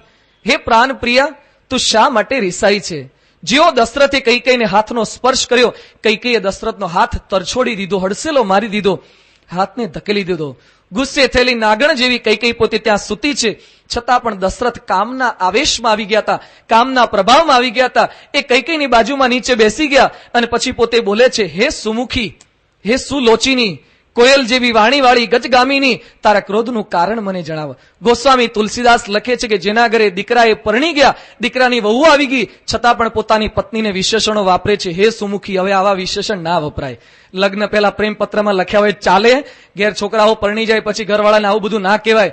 છતાં પણ દશરથ કામના પ્રભાવમાં આવી ગયા છે, એ જાણી શકતા નથી, જાત જાતના આવા વિશેષણ વાપરે છે. અને પછી પોતે કહે છે, અનહિત તોર પ્રિયા કહી કીના, કહી દુઈ સિર કહી જમુ યહ લીના. હે કૈકેયી, તારું અહિત કોણે કર્યું? બોલ. તારું હિત કરવા માટે બધું કરવા હું તૈયાર છું. કયા ગરીબને હું રાજા કરી દઉં, કયા રાજાને હું ગરીબ બનાવી દઉં. તું કહેતો કોઈકનું મસ્તક કાપી લઉં, તું કહેતો કોઈકનું રાજ્ય છીનવી લઉં. બોલ, તારા માટે શું કરું? એ વખતે કૈકેયી કહે છે કે તમે ખરેખર મને આપશો? હા, તારે જોઈએ તે માગી લે. કૈકેયી કહે છે પણ તમે રામના સોગન ખાઈને કહેજો, રામના સોગન ખાઈને પછી નક્કી કરો કે હું જે માગીશ તે બધું આપશો. દશરથ કે રામના સોગન ખાઈને કહું છું, તું જે માગીશ તે બધું હું તને આપી દઈશ. રાજા રાજનીતિમાં પ્રવીણ હતા પણ સ્ત્રી ચરિત્ર તો રાજા જાણી ન શક્યા. રાજા ધીમે ધીમે ની બાજીમાં લાગવા લાગ્યા છે. કૈકેયી કહે છે, માગ માગ કહો એમ કહો છો, પરંતુ આપતા તો નથી. પહેલાના મારા 2 વરદાન લેવાના બાકી છે, એ પણ તમે ભૂલી ગયા છો.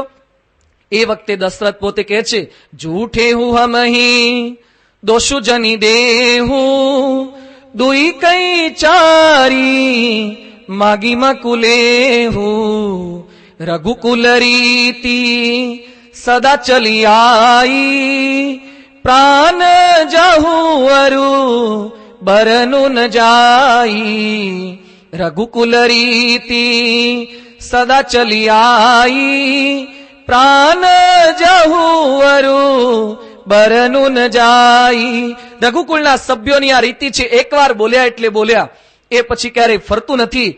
કૈકેયી તું માગી લે. કૈકેયીએ દશરથને બરાબર પકડમાં લીધા છે. એ હજી કહે છે, એમ નહીં, પ્રતિજ્ઞા કરો. હે 33 કરોડ દેવતાઓ, સૂર્ય, ચંદ્ર, સૂર્ય, ગ્રહ, રાત્રિ, દિવસ, પૃથ્વી, ગંધર્વો, નક્ષત્રો, તો એ બધા સાંભળો. દશરથ પ્રતિજ્ઞા કરે છે, હું જે માગીશ એ બધું દશરથ મને આપશે.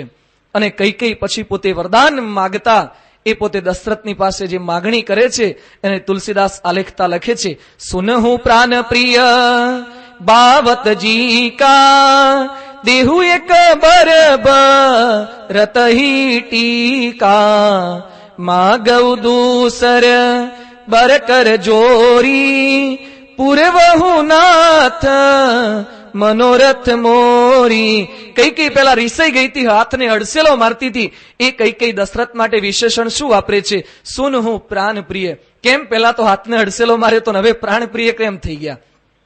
હવે દશરથને સંબોધન કેવું કરે છે? પ્રાણ પ્રિય. સ્વાર્થ સિદ્ધ થવાનો હોય એટલે વિશેષણ બદલાઈ જાય. છોકરાને કંઈક આપણી પાસે જોઈતું એટલે પપ્પા તમે કેટલા સારા છો, તમે કેટલું હંમેશા બહુ નિયમિત છો, તમે અમારા માટે કેટલું કરો છો, કેટલું કર્યું, પણ આજે તારે કંઈક કરાવવું છે એટલે આ બધું કરાઈ રહ્યો છે. જેવા વિશેષણો બદલાઈ જાય, પ્રેમથી આપણા વખાણ થવા લાગે ને ત્યારે સમજી જવાનું, ખાતા ખાતા જેમ શીરો ઉતારી દે ને ભેગી ભેગી ફ્રીજ લાવવાની કંઈક વાત પણ ઉતારી દે. આપણા મનની અંદર ધીમે ધીમે પ્રેમથી આ કંઈક વાત નાખતા જાય. સ્ત્રી અથવા તો સંતાનો અથવા તો પતિ પોતાની પત્ની પાસે કંઈક કામ કઢાવવું હોય એટલે જાત જાતના વિશેષણ એ વાપરવા લાગે છે. અહીંયા કઈ પોતાના પતિ માટે વિશેષણ વાપરે છે, પ્રાણ પ્રિય. અને પછી પોતે વરદાન માગે છે, સુન હું પ્રાણ પ્રિય બાવત જીકા દેહુ એકબર ભરત હિટીકા. મારા દીકરા ભરતને રાજ ગાદી મળે, એનો રાજ્યાભિષેક થાય ને રાજ તિલક થાય, ભરત હિટીકા. જેવી આ વાત સાંભળી દશરથને આંચકો લાગ્યો, કારણ કે દશરથને રામ પ્રિય હતા, પરંતુ દશરથને ભરત અપ્રિય નહોતા. દશરથે આ ચલાવી લીધું કે વાંધો નહીં, કઈ રાજી થતી હોય તો ભરતને રાજગાદી હું આપી દઈશ. આટલો આંચકો લાગ્યો અને ત્યાં બીજું વરદાન એ કઈ પોતે માગે છે, તાપસ બેશ વિશેષી ઉદાસી. અને આ વાક્ય જયારે સાંભળ્યું, તાપસ બેશ વિશેષી ઉદાસી, દશરથને એમ લાગ્યું કે હવે એમ માગતી હશે કે ભરતને રાજગાદી મળે અને તમે તપસ્વીનો વેશ ધારણ કરી લો અને ઉદાસીનતા ગ્રહણ કરી લો. અરે એ પણ હું ચલાવી લઈશ. જો કઈ રાજી થતી હોય તો. પણ આગળ વાક્ય આખું પૂરું સાંભળ્યું, તાપસ બેશ વિશેષી ઉદાસી 14 બરીસ રામુ બનવાસી. કઈના મુખની આ માંગણીએ અવધની જનતાને 14 વર્ષ સુધી એ સૌભાગ્ય વિનાની રાખી છે. કઈની આ માંગણીએ ભરતને ભેખ લેવડાવ્યો છે. કઈની આ માંગણીએ રામ સીતાને લક્ષ્મણને વનની અંદર ઉગાડા પગે ફેરવ્યા છે. કઈની આ જ માંગણીએ ત્રણેય રાણીઓનો સૌભાગ્ય ચિહ્ન એ ભૂસી નાખ્યું. એવી માંગણી એ કઈ દશરથ પાસે કરી રહી છે. તાપસ બેસ વિશેષી ઉદાસી 14 બરીસ રામુ બનવાસી. 14 વર્ષ રામ તપસ્વીનો વેશ ધારણ કરી અને વનની અંદર પોતે જાય. રામ નામ બોલતા જે દશરથની જીભ સુકાતી નહોતી, રામ જેના માટે કાળજાના ટુકડા સમાન હતા, એ દશરથે આ વાત સાંભળી અને દશરથને આંચકો લાગ્યો. જેમ તેતર પક્ષી ઉપર બાજ ઝપટ મારે, જેમ તાડના ઝાડ ઉપર વીજળી પડે, એવી દશરથની આજે સ્થિતિ થઈ. દશરથ છતાં પણ થોડી ધીરજ ધારણ કરીને કઈની પાસે ગયા અને કઈને કહે છે, કઈ મને ખબર છે તું આજે મારી મશ્કરી કરે છે, તે ઘણીવાર આવી મારી મશ્કરી કરી છે, તું મારા પ્રેમની કસોટી કરતી એવું મને લાગે છે, રામ સાથે મને પ્રીતિ કેવી છે એની કસોટી કરે છે. કઈ કહે છે, નહીં મહારાજ, મારો વિનોદ કરવાનો સ્વભાવ હવે રહ્યો નથી. આજે હું મશ્કરી નથી કરતી, આજે મારા બંને વરદાન બિલકુલ સાચા છે. તમારા રામે વનમાં જવું જોઈએ. દશરથ કે કઈ તું શા માટે કે છે તમારા રામે વનમાં જવું જોઈએ? રામ તારો ને મારો બંનેનો છે, રામ આપણો છે. કઈ યાદ કરે પ્રસંગ, જયારે રામ સીતા એ પોતે લગ્ન કરીને પાછા આવવાના હતા. એ પેલા એક પ્રસંગ અયોધ્યાની નગરીની અંદર બન્યો હતો. સ્વપ્નો આખ્યાનમાં એક પ્રસંગ આવે છે. કઈ એકવાર રાત્રે સૂતા અને સવારે જાગ્યા પછી દશરથને કહે છે કે સ્વપ્નમાં મને એક મહેલ દેખાય છે. દશરથ કે મહેલ તો દેખાય. બીજા દિવસે પણ જાગ્યા પછી કે મને એક મહેલ દેખાય છે. અને પછી કઈ દશરથને આગ્રહ કરીને કહે છે મને એવો મહેલ બનાવી આપો. દશરથ કે તારા સ્વપ્નમાં કેવો મહેલ દેખાયો મને શું ખબર પડે? એ કે વિશ્વકર્માને બોલાવો, હું મને જેવો સ્વપ્નમાં મહેલ દેખાય છે એની વાત કરું. દશરથે વિશ્વકર્માને બોલાવ્યા અને પછી કઈ પોતે સ્વપ્નમાં જે મહેલ જોયો હોય છે એની વાત કરી. એવો સુંદર આબેહૂબ મહેલ એ ત્યાં તૈયાર કરવામાં આવ્યો. અને પછી વાસ્તુ પૂજન ને વિધિ બધી રાખી હતી. અને પછી એ મહેલમાં પ્રવેશ કરવાનો હતો. ત્યાં જ સમાચાર મળ્યા કે રામ લક્ષ્મણ વિશ્વામિત્રની સાથે ગયા છે અને ત્યાં ધનુષ્ય ભંગ કર્યું અને સીતા સાથે હવે લગ્ન થવાના છે. અને કઈ પોતે દશરથને કહે છે મારે મહેલમાં જવું નથી. દશરથ કે શા માટે જવું નથી? એ કે ના કે હવે મારે મહેલમાં જવું નથી. દશરથ કે આટલા ખર્ચા કરીને મહેલ બનાવ્યો, શું તમને મહેલ ગમતો નથી? ના કે મહેલ તો ગમે છે.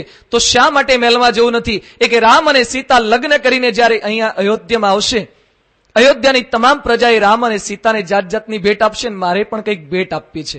તો ભેટ આપજો. એ કે સામાન્ય ભેટ નહીં, મારા રામ અને સીતાને પુત્રને પુત્ર વધુને આ મહેલની ચાવી હું અર્પણ કરી દઈશ. આ કઈકઈને રામ સાથે આવી પ્રીતિ હતી. દશરથ યાદ કરાવે છે, કઈ યાદ કર, તને રામ સાથે આટલી પ્રીતિ હતી, આજે તું રામને વનમાં મોકલવા શા માટે તૈયાર થઈ? રામ પ્રત્યે આવી નફરત તારા મનમાં કઈ રીતે જાગૃત થઈ? અત્યાર સુધી રામ પ્રત્યે જે ભક્તિ હતી, પ્રીતિ હતી, એ શું બનાવટ હતી? કઈ કે છે હું બીજું કાંઈ જ ન જાણું. જયારે તમે મારી પાસે આવ્યા અને રામના રાજ્યાભિષેકના સમાચાર આપ્યા, કેટલા હસતા હસતા આપ્યા હતા. આજે મેં જયારે ભરતની રાજગાદીની વાત કરી તો કેમ ઉદાસ થઈ ગયા? શું તમારા માટે રામ અને ભરત માટે આટલો બધો ભેદ છે? તમે કૌશલ્યાને પરણીને લાયા છો અને મને બજારમાંથી ખરીદી કરીને લાયા છો. રામ કૌશલ્યાનો રામ તમારો પુત્ર છે અને ભરત શું તમારો પુત્ર નથી? આવો ભેદભાવ તમારા મનમાં કેમ રાખો છો? દશરથ કહે છે કઈ એવું ન બોલ, મારા માટે રામ અને ભરત બંને સરખા છે. મોરે ભરતું રામુ દુઈ આંખી, રામ અને ભરત તમારી બંને આંખ સમાન છે. એમાંથી એક આંખ ફોડવાનો તું પ્રયત્ન ના કર. આજે તું મારી રામ નામની એક આંખ ફોડવાનો પ્રયત્ન કરે છે. દશરથ પોતે કર કરે છે. કૈકેયી કહે છે, મહારાજ 15 દિવસથી અવધમાં વાજિંત્રો વાગે છે, 15 દિવસથી શહનાઈના નાદ ગાજે છે. તમે રોજ મારા મહેલમાં આવતા, રોજ મારી સેવા અંગીકાર કરતા હતા. કૌશલ્યા અને સુમિત્રાને તમે જાણ કરી અને તમે મને કીધું કેમ નહીં કે રામનો રાજ્યાભિષેક કરવાનો છે? તમારા મનમાં કપટ હતું એટલે જ મને જાણ કરતા નથી. દશરથ કહે છે, કૈકેયી તું મારી વાત માન, મને આ જાણ હતી જ નહીં. આ ગઈકાલે જ નક્કી થયું છે. તને ખોટી સૂચના પ્રાપ્ત થઈ છે અને તને જાણ ન કરી એની પાછળ મારો એક આશય હતો કે રઘુકુળમાં તો રીતિ છે જ કે મોટા દીકરાને રાજગાદી મળે, નાનાને ન મળે, એટલે એમાં જાણ કરવાની જરૂર શું? અને બીજું, તને તો રામ અતિશય પ્રિય હતો એટલે મેં એમ માન્યું હતું કે રામના રાજ્યાભિષેકના સમાચાર તને આગલી રાત્રે આપું અને તું અત્યંત આનંદમાં આવી જઈશ. જ્યારે આજે તો ઉલટું થાય છે. કૈકેયી તું હજી માની જા, કૈકેયી તું સ્વીકારી લે કે તું ખરેખર મારી મશ્કરી કરે છે. રામનો વાંક કે રામ શત્રુનું પણ ક્યારેય ભૂંડું કરતા નથી. એ રામ તને શા માટે નડે છે? રામ વગર હું નહીં રહી શકું. અરે માછલી પાણી વગર જીવી શકે પણ રામ વગર હું નહીં જીવી શકું. આટલી બધી વાતો સાંભળી છતાં પણ કૈકેયી પોતે ડગતી નથી. કૈકેયી પોતે કહે છે, મારે તમારી કોઈ જ વાત સાંભળી નથી. રઘુકુળની અંદર વાત કરો છો, રઘુકુલ રીતિ સદા ચલી આવી, પ્રાણ જાય અરુ બચનું ન જાય. યાદ કરો શિબી રાજાને, યાદ કરો દધીચી ઋષિને, યાદ કરો હરિશ્ચંદ્ર રાજાને. એ કુળની અંદર આપણો જન્મ થયો છે. વચન આપ્યા પછી ફરી કેમ જાઓ છો? તો વચન આપતી વખતે વિચાર નહોતો મનમાં? શું એમ માન્યું તું કે કૈકેયી મારી પાસે ચવાણું માગશે? તુલસીદાસ લખે છે કે જાને હું લેહી માગી ચબેના. શું તમારી પાસે વરદાનમાં હું 500 ગ્રામ કે કિલો ચવાણું માગવાની હતી? હવે કેમ ફરી જાઓ છો? વરદાન આપવાની વાત કરતા હતા. એ વખતે કૈકેયી આ પ્રમાણે આકરી કસોટી એ પોતાના પતિની કરી રહી છે. સવાર થતા રામ તપસ્વીનો વેશ ધારણ કરીને વનમાં નહીં જાય તો મારું મૃત્યુ નક્કી સમજી લેજો. હું તમારી નજર સમક્ષ ઝેર પીને મરી જઈશ. નક્કી તમે કરી લો રામને વનમાં મોકલવા છે કે નહીં. દશરથ રડી રહ્યા છે, બાળકની જેમ રડે છે. એમને ખાતરી થઈ ગઈ કે આ સ્ત્રી હવે પોતાનો વિચાર બદલવાની નથી. દશરથ પોતે મનમાં વિચાર કરે છે કે મારી અયોધ્યાની પ્રજા સમક્ષ મેં વચન આપ્યું, મેં કૌશલ્યાને વચન આપ્યું, એનું શું? કૌશલ્યાનું કઈ રીતે કહી શકીશ કે તારા દીકરાને મેં શા માટે વનની અંદર મોકલ્યા છે? દશરથ પોતે સૂતા હતા તે અવધમાંથી શરણાઈના સૂર સંભળાવા લાગ્યા. દશરથને શરણાઈના સૂર એ કાનમાં ભાલા ભોંકાતા હોય એવા કઠિન લાગે છે. દશરથ રાજા એ સૂર્ય દેવતાને પ્રાર્થના કરે છે, હે સૂર્ય, આવતીકાલે તમે ઉદય ન થતા, તમે જે ઉદય થશે તો સૂર્યવંશનો આ સૂર્ય અસ્ત પામી જશે. તમે જેવા ઉદય થશો હું મૃત્યુ પામી જઈશ. દશરથ કૈકેયીના ચરણોમાં પડ્યા. એક પુરુષ સ્ત્રીના ચરણ પકડે છે, આજીજી કરે છે, મારું માથું આપી દઉં, તું કે તો મારો જીવ આપી દઉં, પણ તું રામને વનમાં ન મોકલ. પરંતુ કૈકેયી તો કોટી કુટિલ મુનિ ગુરુ પઢાઈ, મંથરાએ બરાબર ટીચિંગ બરાબરનું આપ્યું હતું એટલે સહેજ પણ પોતે ડગતી નથી. દશરથ રામ રામ બોલતા જમીન ઉપર પડી ગયા. કૈકેયી કહે છે, સ્ત્રીની માફક શું રડો છો? પુરુષ છો, યાદ કરો તમે મર્દ છો અને સ્ત્રી જેમ કાલા ગેલા શા માટે કરી રહ્યા છો? જો આવું જ કરવું તું તો માગ માગ, એવું શા માટે મને કહેતા હતા? એક સમય એક જ વસ્તુ થાય, બે વસ્તુ એક સાથે ન બની શકે. હસવું અને ગાલ ફુલાવા એક સાથે બંને ક્રિયા ન થઈ શકે. કાં તો મને રાજી રાખો અથવા તો રામને વનમાં મોકલો. બેમાંથી એક જ તમારે પસંદ કરવાનું છે. દશરથ કહે છે, કૈકેયી તું એમ માને છે કે ભરતને રાજ્યાભિષેક થશે તો ભરત રાજી થશે? કૈકેયી તું ભૂલી જજે, તું તારા દીકરા ભરતનો સ્વભાવ નથી ઓળખી શકી. હું ભરતને ઓળખી ગયો છું.